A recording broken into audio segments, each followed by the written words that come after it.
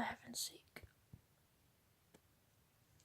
So every time I move my hand on the phone, I manage to push something on the side of it that turns the camera off. I really hope I can stitch all of these videos together, because otherwise this is totally not going to make any sense.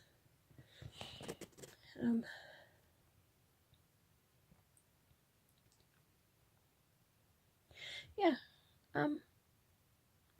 now that I'm done removing makeup and I've said to you that I'm feeling a little bit better, what else have I got to talk about? I'm sure there was something I wanted to talk about this evening.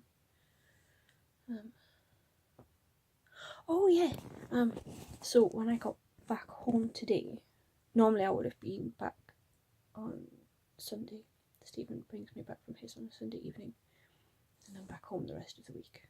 But I was too useless, couldn't be moved. So I stayed an extra day at his. Fortunately, he was working from home today.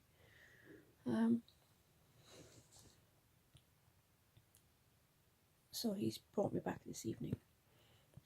Opened my post and glasses, as I realise again why everything is out of focus. Oh, gee.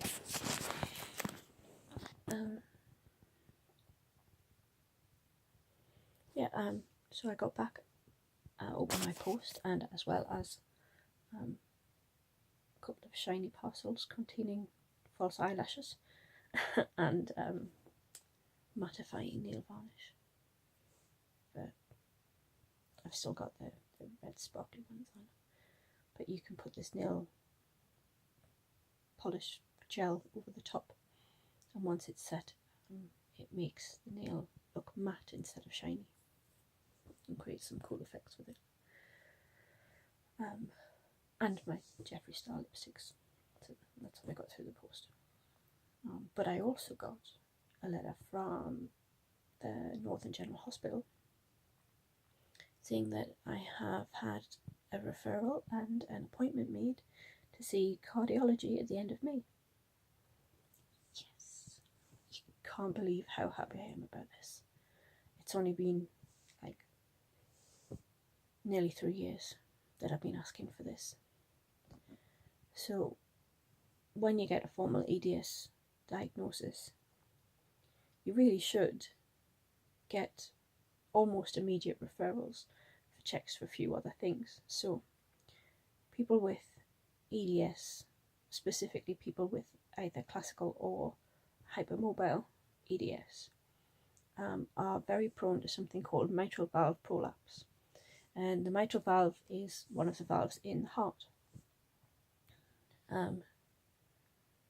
It's not always easy to detect, so you cannot do it, or you cannot always do it, just by listening to someone's chest with a stethoscope. Which is, of course, what my doctor did, and promptly said, "Yeah, there's nothing wrong with your heart." But in its early stages, it can only be detected on an ECG. Or at least that's the impression I get anyway.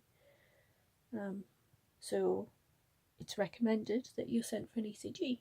Now, my mum, don't know if I've said this before, my mum died of ovarian cancer almost 6 years ago. But my sister and I are pretty sure that we inherited our EDS from my mum. Although recently I've found a few hints that there might be something on my dad's side as well. But yeah, most of our symptoms mum had as well. Inability to sit still, the varicose veins, the hypermobility, the migraines, the dodgy bowel system, the tendency to anemia, all kinds of women's problems. I mean, mum had additional issues. She was rhesus negative and only 4'10", and those things bring their own problems. But you know, when my sister was born, my mum suffered a uterine rupture, which nearly killed both her and my sister. And that's an EDS thing. It's almost unheard of outside of the EDS community, but it's comparatively common.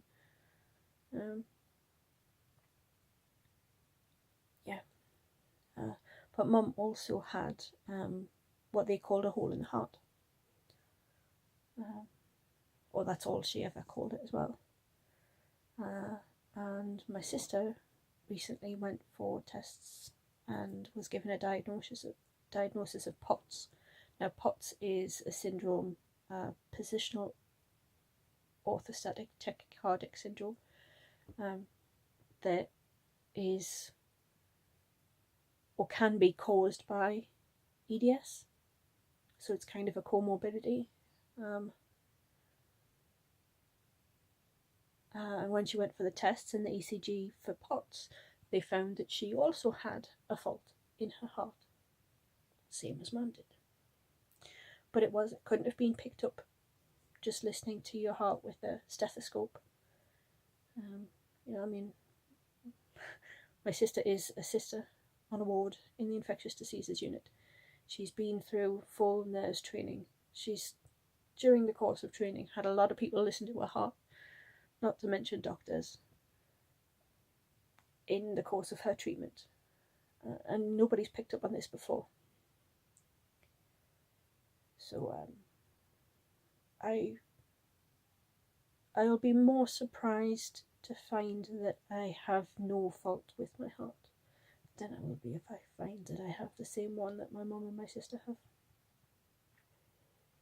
And it's good to know because it can get worse.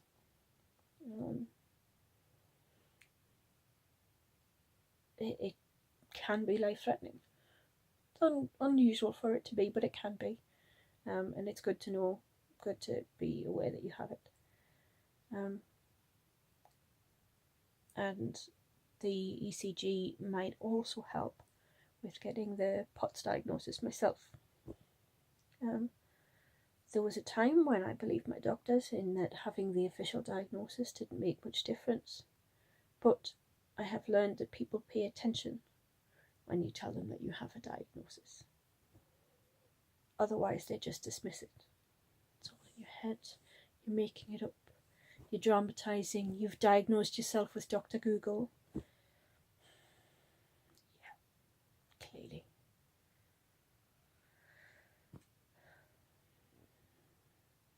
I understand the doctors have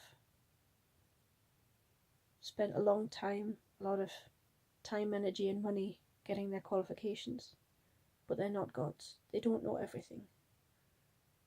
And a relatively unknown condition like EDS, I'd like them to trust that someone who has it has done some research into it, and to believe that perhaps, just perhaps, that person might know more about their own condition than the doctor does, and be willing to listen and work with them. It is not usually the case.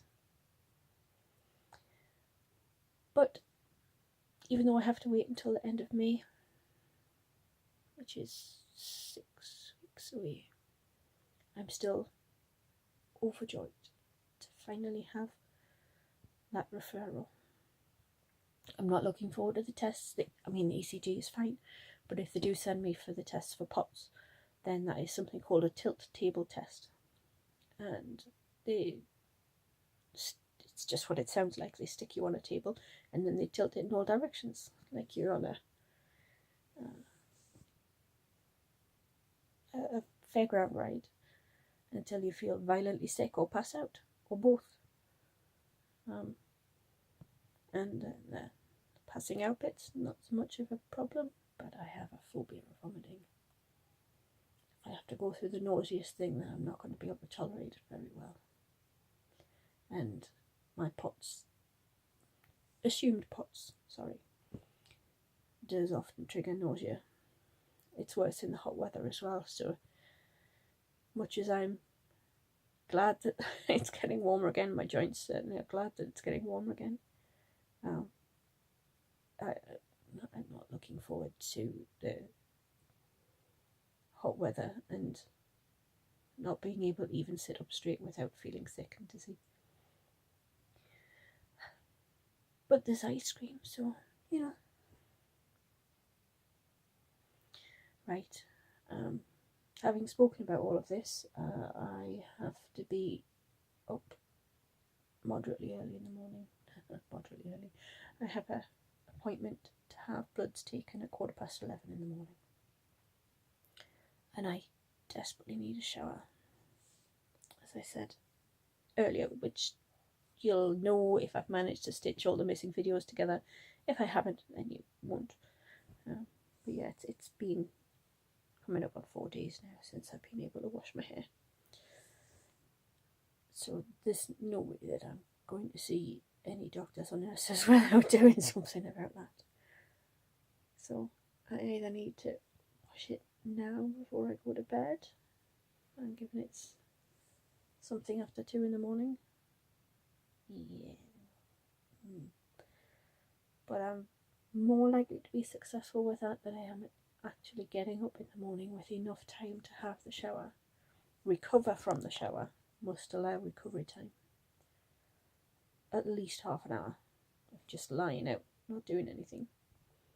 Otherwise, I will collapse, pass out, whatever.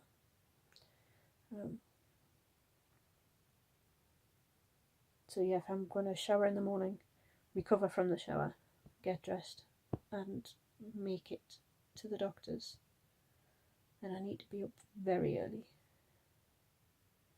So it might just be better to go in the shower now, go to bed with wet hair, and wake up with it in ridiculous bed head fever.